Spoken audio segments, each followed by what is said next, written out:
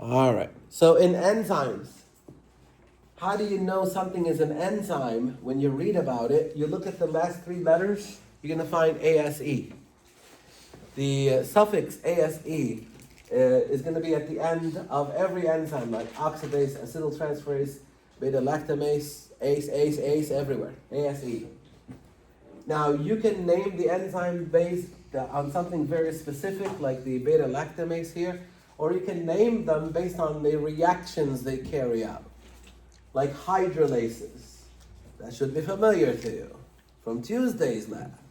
Hydrolases, DNA hydrolysis. The DNase is a hydrolase. The amylase was a hydrolase of starch. Then you had the lipase for the lipid, and the casease for the KCN. So we did these things already on Tuesday's lab. So these are hydrolases. They hydrolyze, meaning they break down molecules. There are some enzymes that transfer things and other enzymes as well. The one important one I want to touch up on with you guys today that has to do with the cellular respiration is the oxidoreductases. Oxidoreductases are enzymes involved in oxidation reduction reactions. For every oxidation reaction, there's a reduction reaction. Let me demo it for you. Let me demonstrate it for you. I have an electron, and I want to send this electron all the way back there. And I'm too lazy to walk back there. So I'm going to do this. Watch this. I'm going to give her the electron so she can pass it down until it gets to the back. Sounds good? Now, you got to listen to the words. Whoever has the electron, in this case it's me right now, is reduced. I am now reduced. Why? Because I have the electron. Whoever does not have the electron is oxidized. So she is oxidized because she doesn't have the electron yet. Do you agree? Good. I will now reduce her. Watch. By giving her the... Go ahead. Here. What did she do to me? She oxidized me. That's why they're linked together. Oxidation reduction. All right. She is reduced. She is? All right. Reduce her. Oh, she got oxidized. Good. Reduce her. Oh, oxidized. Reduce her. No back. Yeah. There you go. Oxidized. Did I go anywhere? Did I even have to go anywhere? No.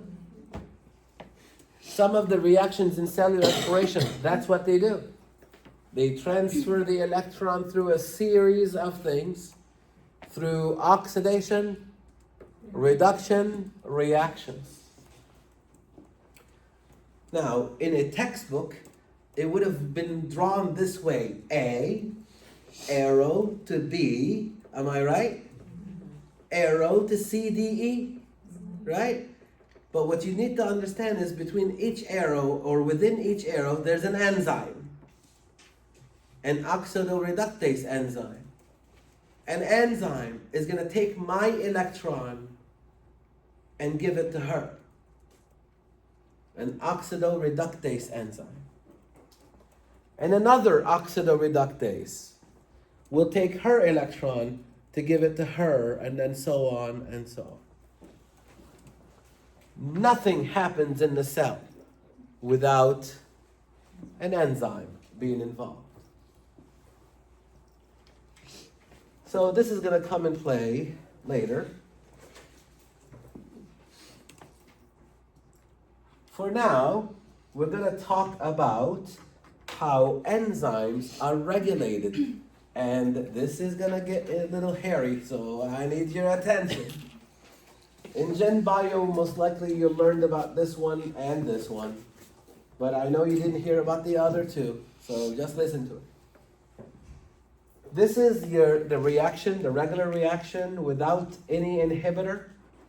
So this is to show it to you as a point of reference. The enzyme, its active site, the substrate binds to the active site, like you see here. The enzyme reacts on the substrate, breaks it, and produces products. This is the normal uninhibited reaction. Again, this enzyme, if left alone, it will keep doing this the whole day. It does not give up. But the problem is, too much of this product can be harmful in some cases. So something has to regulate this enzyme. Something has to go to the enzyme and say, hey, enough. When we need you, we'll call you. And that's where this comes in play. The inhibitors.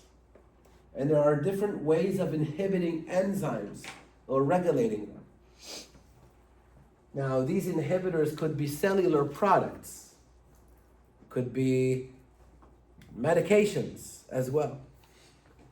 So we know how these things work, so we try to mimic them using medications as well. So some medicines work this way.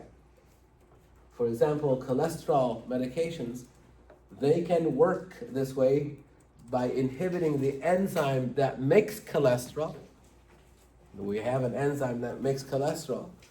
And if you have high cholesterol, you can now take a medication that stops this enzyme, so to reduce your cholesterol. So these inhibitors behave differently. How they inhibit? Slightly different. There's something called irreversible inhibition.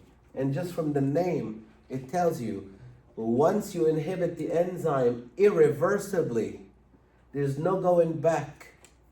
This enzyme is done. Irreversible means I cannot recover this enzyme. The enzyme is done. Compared to these three are reversible inhibitors. That means we inhibit temporarily, and when we're gone, the enzyme will work again. So when they're here, they stop the enzyme. When they're gone, the enzyme works. This is different from this guy. This guy, once the irreversible inhibitor binds to the enzyme, it takes it out. There's no recovering that enzyme. And that's why it's called irreversible inhibition. So let's see how it works. The inhibitor in the irreversible inhibition binds to the active site, because it kind of looks like the substrate. So it binds to it sneaks in and binds to the active site in place of the substrate. And not only that, it binds into the active site and watch, it locks in place. It goes in and locks in place. And it goes, good luck getting rid of me now. You can't. You can't get rid of me. Why? Because I'm covalently bonded with the enzyme. I am now part of the enzyme. And you can't get rid of me, because if you get rid of me, then that means you're getting rid of the enzyme. Well, the enzyme is no good anymore. Why? Because he's here. So you do end up getting rid of it. So in irreversible inhibition, the inhibitor basically ends up removing the enzyme completely out of the picture. Now, the cell can remake a new enzyme. It can. But it will have to go through that trouble of making the enzyme from scratch. Compared to these guys, you'll notice something. Once the inhibitor is removed, the enzyme goes back to work because it's still there. So irreversible inhibition lives up to its name. It irreversibly inhibits the enzyme. That means it knocks it completely out compared to these guys. Now, in reversible inhibition, what's going to happen is the inhibitor will bind to the enzyme, and while it's there binding, it will inhibit the enzyme.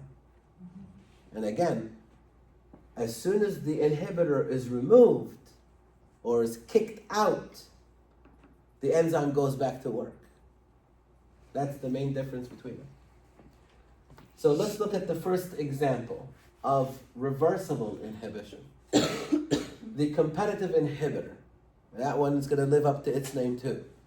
Competitive inhibition implies that there's a game going on,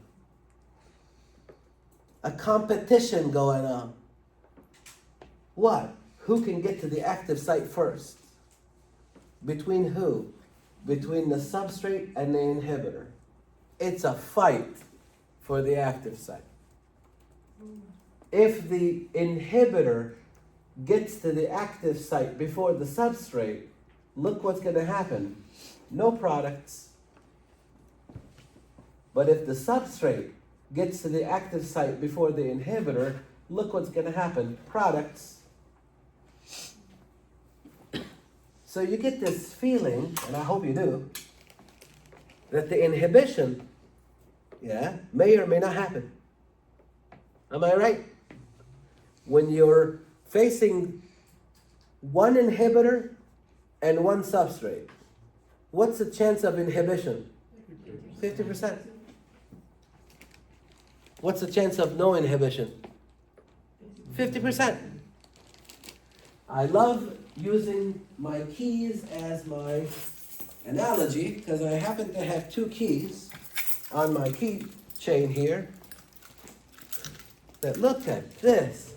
They look exactly the same. Do you agree? I know one of them is my office key. I always have to look, oh yeah, that's my office key. If I just look at the keys from this side, I have no idea which one is which. Because they both look the same. What? They both look the same. My office key and my bad key. Actually, the other key is a key for a door in building 1. I have no idea which door. And I don't want to go like this, right? So I just leave it, just in case. I'll find a door for it one day. But good key, bad key. We catching the analogy? Yes. If I go to my office right now and you blindfold me, what's my chance of getting in? 50%. I don't like those odds. How do I make sure I get in? Huh? High? Nice. More good keys. Am I right? If I had on my keychain 99 good keys and 1 bad key, now what's my chance of getting in? 99%. Nice. Okay, remember I learned that from here. All right. Good. So if I add more of these, you're telling me if I add more of these, I'll be able to unlock my office door, even though I'm blindfolded. Am I right? Chances are, right? That means I'll go this way. Unlock my office door, that means make products. Am I right? Yes. You are absolutely right. So what happens is, let's say for example, this is an enzyme that makes cholesterol. The doctor will prescribe, for example, an inhibitor. Those are things called statins and so forth. Medication that stops the enzyme from working so that it recovers your cholesterol levels in your blood to healthy levels. And that's how the inhibitor would work. For example, it could bind to the active site, inhibit the enzyme, and now your body or your cell is not making cholesterol anymore. Your cell is gonna go, wait a minute, I thought we were supposed to make cholesterol. What's going on? What? It doesn't know you're taking the medicine. How would it know? What it knows is this, or what it guesses is, maybe he's not making cholesterol because I'm not giving him enough of this. So the cell doesn't know that you have the medicine, so the cell starts making more of the good keys. So even though you're on the medicine, you start making the cholesterol. The reason behind it is this, and this is the tricky part. when the bad key is in the door, it doesn't just stay in there. It actually has what's called an on-off rate. It goes in and comes back out. Goes in, comes back out, if you can imagine that, right? In, out, in, out, in, out. So this guy is binding and leaving, binding and leaving, binding and leaving. So if it's a one-to-one competition, then it's a 50% chance of this being bound or this being bound. You see what I mean? Because they both have on-off rates. Good key, bad key, good key, bad key, good key. You see what I mean? That's how it works. This guy does not have on-off rate. This guy has what? On and block. It's not coming off compared to this one.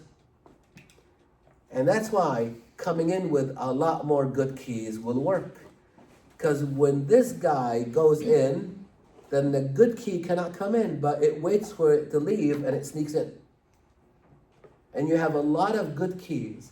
So even if the good key comes out, chances are it'll be replaced by another good key. You catching it? You have 99 good keys and one inhibitor. Chances are the active site will have a good key bound to it. And that's why when your cell says, I don't know why he's not making cholesterol, I'm going to add more of these, this reaction starts winning.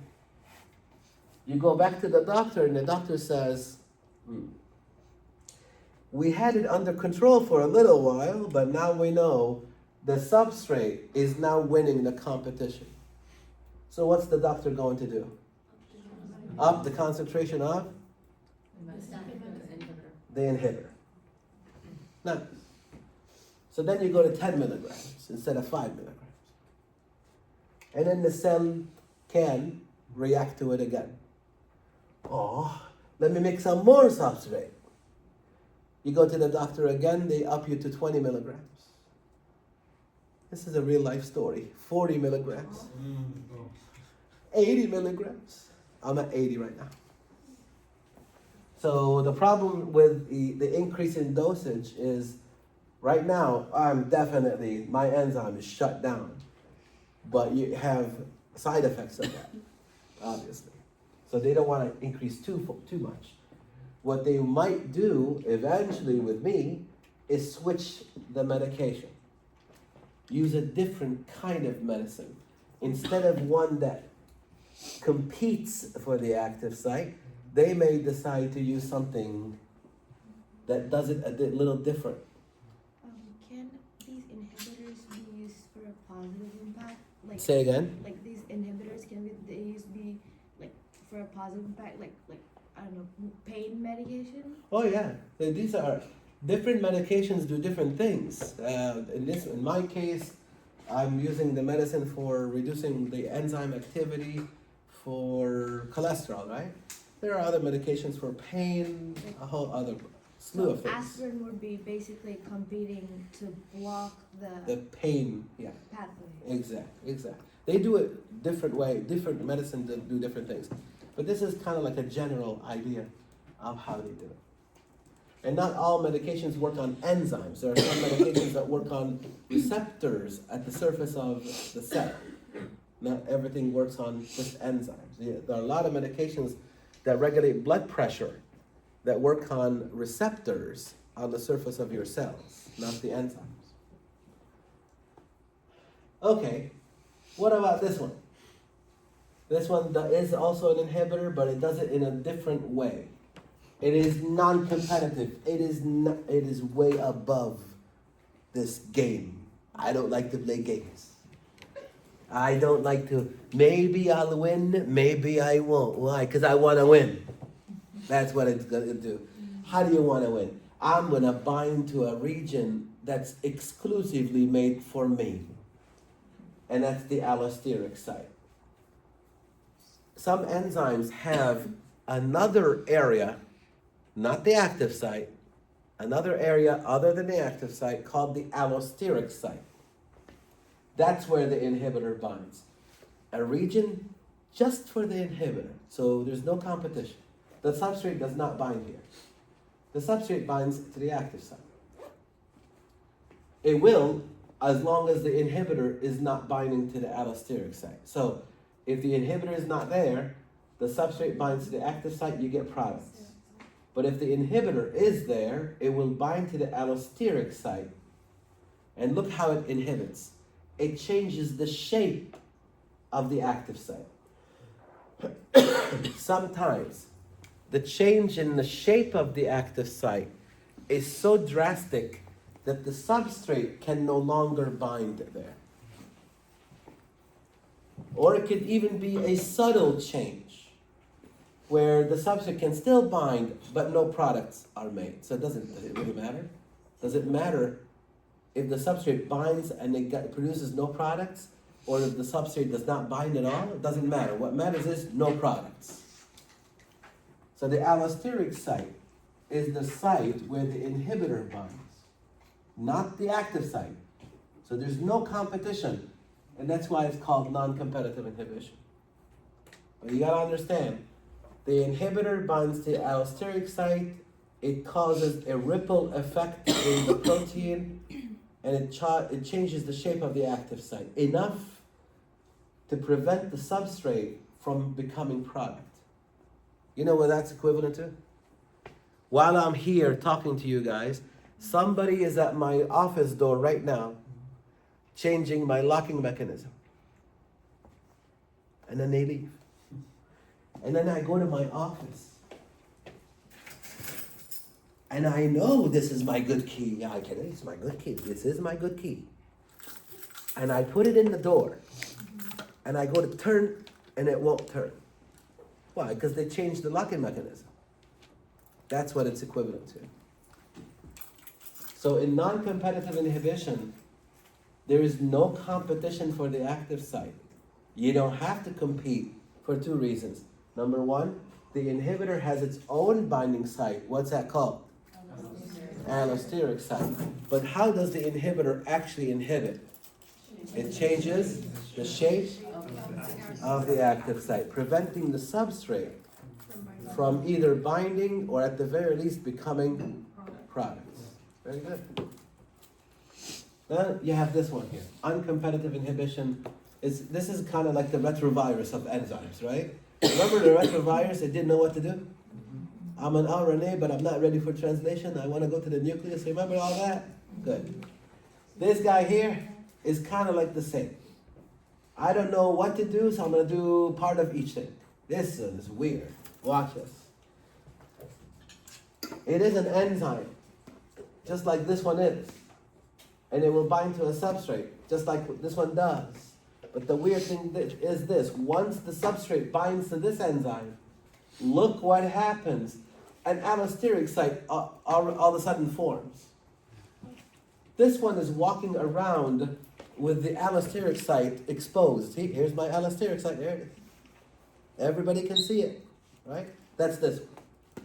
This one is a sneaky guy. This one hides the allosteric site.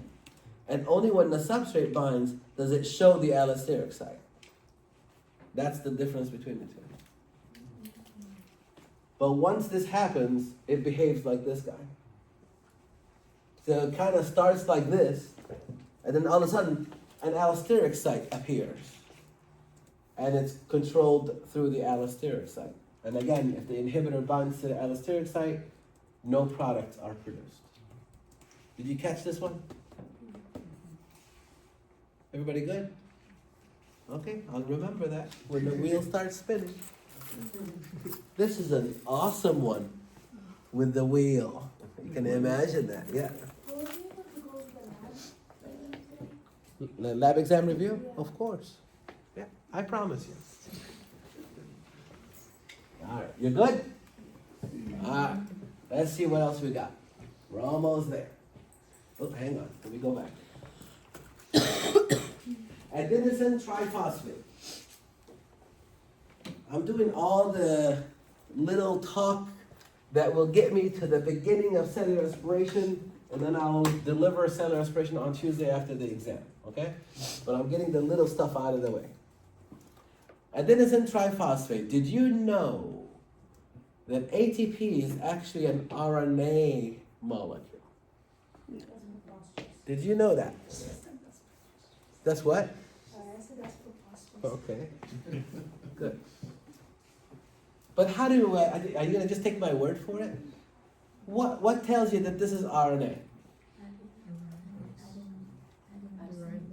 The ribose. What does RNA stand for? Ribonucleic acid. Now this is not RNA, because RNA would be a polymer. This is an RNA nucleotide. Right? What would it be if it was DNA? Deoxyribose. What would be the difference between the two? Say? The OH on the sugar? Which OH? 1, 2. This one? Yeah. Nice. Where did you hear that? Yeah. In a book somewhere. They're good. Nice. The second carbon in the second carbon has an oxygen, right? In ribose. You know, this is a pentose. 1, 2, 3, 4, 5 sugar, pentose sugar. There it is. The second carbon of the pentose sugar is this one. In ribose, it has oxygen. Now listen. Deoxyribose. The DNA one, it is a ribose without the oxygen. Deoxyribose without this oxygen. So the DNA one, you would draw exactly the same. The only thing you remove is this guy. That's it. Nice question on the exam. The second carbon, as soon as I say nice question, everybody's like, maybe I should say nice question. Anyways.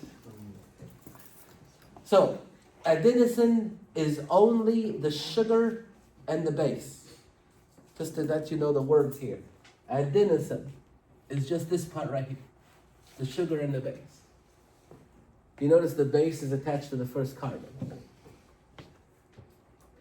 Once you add a phosphate to the adenosine, then it becomes adenosine monophosphate.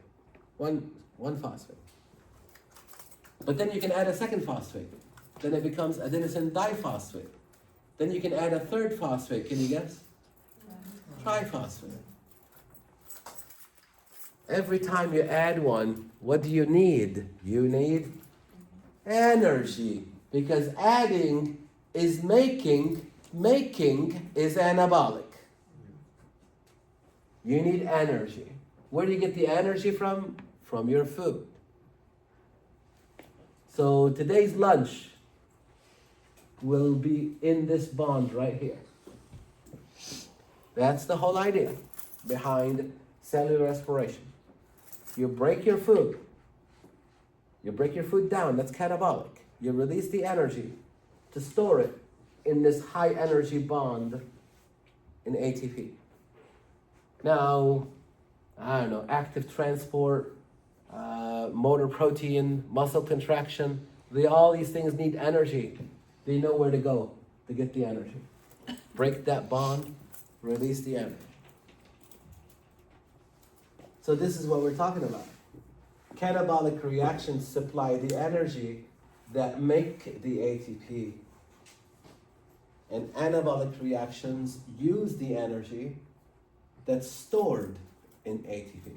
And we mentioned that before.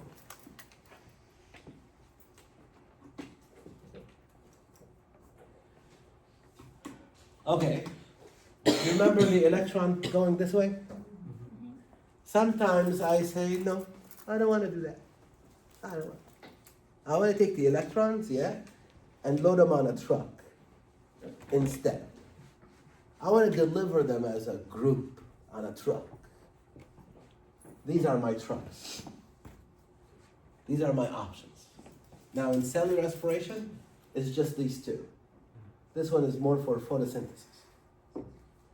So I have two options, NAD plus or FAD.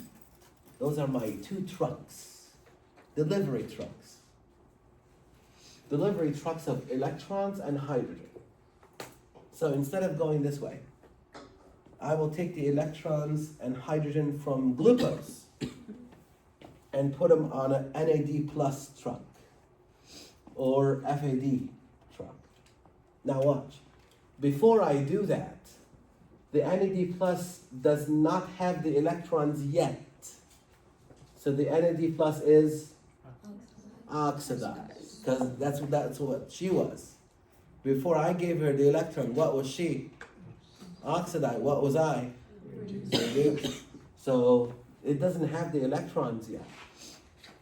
So the NAD plus, the FAD, these are oxidized electron carriers. Once you put the electrons on them, now they are reduced. I always tell students, we're gonna think of NAD from now on as a U-Haul truck.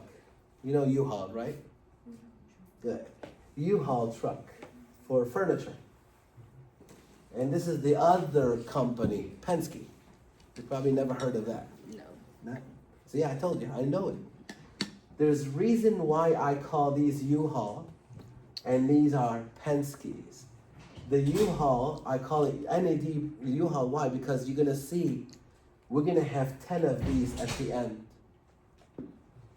We will only have, 10 of these at the end. We will only have 2 of these at the end. And I got you to tell me that you know U-Haul, you have no idea who Penske is. Penske is another delivery or truck rental company, but they're not as popular as U-Haul. Now you're gonna go out, you're gonna drive around looking for a Penske, right? Take pictures. No, you're wrong, Dr. Saad, right? I had students pose with Penskes, right? And send it in the line app. Go for it, right? So I think you agree with me. You run a greater chance of seeing a U-Haul truck than once in a while you may see a Penske. I think they're usually yellow color, usually. And the reason behind it is because, again, one glucose molecule will make 10 U-Haul trucks, NADH. One glucose molecule will only make 2 Penske's, FADH2. And you'll see that when we go through that.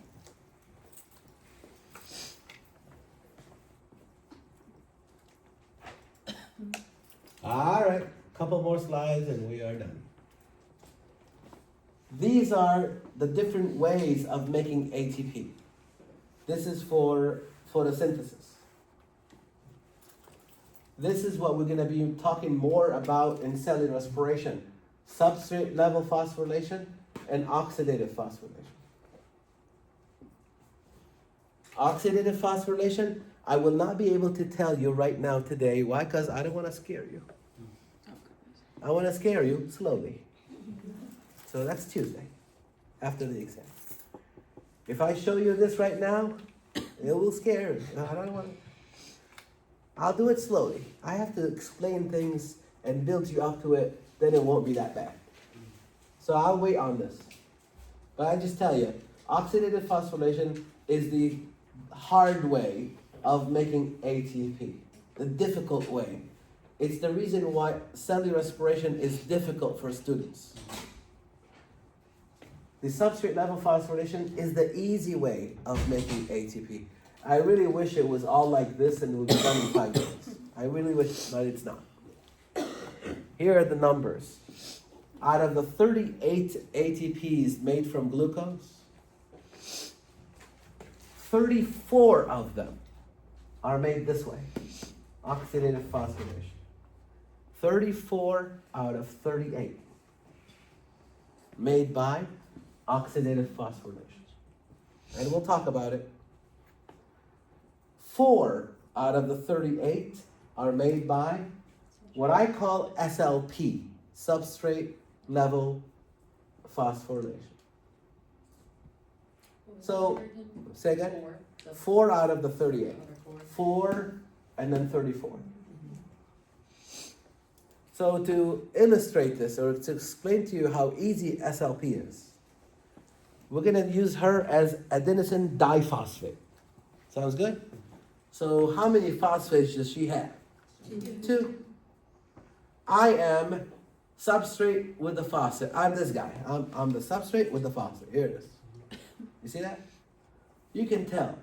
It's so easy to turn her into ATP. Do you agree? All I have to do is do what? Give her the phosphate. Give her the phosphate. Watch. Take the phosphate. Done. I'm telling you, I wish all 38 of them were like this. We'd be done in 5 minutes. But it's not. Only 4 of them are made this way. And you'll see, 2 in glycolysis and 2 in the Krebs cycle are made this way. Yeah? Is that the phosphocreatine system? No. No. We'll talk about it. Okay. It's in the middle of glycolysis and in the middle of the Krebs cycle.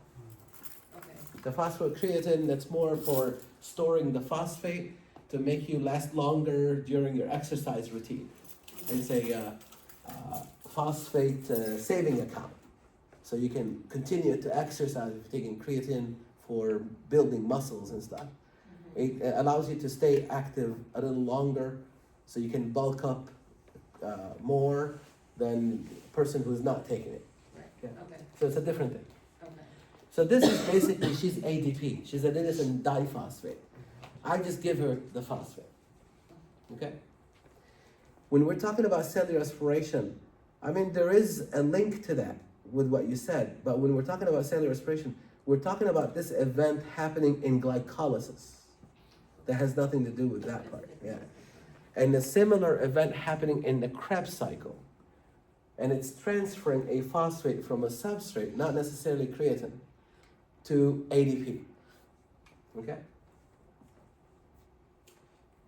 So let's try it again. Sounds good? It's very easy, but it's nice to see it one more time. I am a substrate with a, she is a ADP. If I give her a phosphate, she will become, what's the name of this whole process?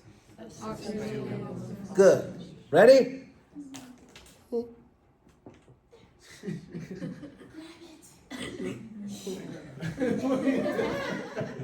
I can't. I want to. I can't. Sorry. Say please. Please. I can't. Pretty please. The energy is too high. I can't. You know what? What? Come on. It's on him, Jeff. Come on. Come on. You said it. You said it. He is absolutely right. You said it. Be gentle. Be gentle. Okay. Thank you. It can't happen. I wanted to give it to her. I can't. Because of the energy barrier, activation energy. It's too high. Remember I said nothing happens in the cell without an enzyme. So you think this happens just by themselves? No, he has to get up. He was actually very gentle. I was expecting him to do this to me. Give me that. And grab my phosphate and give it to her. And thank you for not doing that. But nothing happens without an enzyme. So in the glycolysis, where this reaction is happening, it's a series of chemical reactions, and in the middle of glycolysis, one of the substrates has the phosphate. There's an enzyme that takes the phosphate, gives it to ADP, and the substrate moves through the glycolysis, continues its path. And now you just generated an ATP molecule. So we'll talk about that. All right.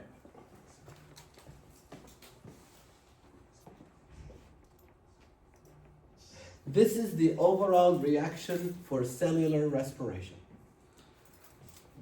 Glucose with oxygen, that's the oxygen that you're breathing, and the glucose that you're eating. Cellular respiration is basically the breakdown of the glucose. It releases the electrons and the energy. And the energy is harnessed to make the ATP. Eventually, the carbons, the 6 carbons of glucose, will become the CO2 that you're breathing out right now. So every time you breathe out, That is carbon dioxide. That is the garbage of cellular respiration. But every time you breathe in, you initiate this whole process. Without oxygen, you're not going this way. But do you notice something? The oxygen that you're breathing turns into water. When oxygen picks up the electrons at the end of the entire process, I told you that, right? Oxygen picks up the electrons at the end of cellular respiration. It picks up electrons, but it also picks up hydrogen and becomes water. So what? Oh, they just turned into water. The oxygen that I just breathed, within seconds, turns into water. As it goes through the cellular respiration, it turns into water. And it becomes crucial for your survival. Oxygen's role as the final electron acceptor is absolutely crucial for your survival. The way cyanide kills, cyanide is a poison. It prevents that last reaction. Cyanide blocks the transfer of electrons to oxygen. Even though you're breathing it, cyanide blocks that transfer. So the electrons are going through, everything is good, oxygen is waiting, everything is good, and here comes cyanide. No, you're not. And you don't survive that. Within seconds, lights out. You don't survive that.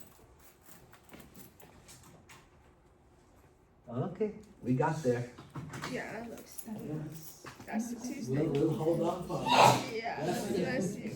All right, we'll hold off on that until Sounds after perfect. the exam.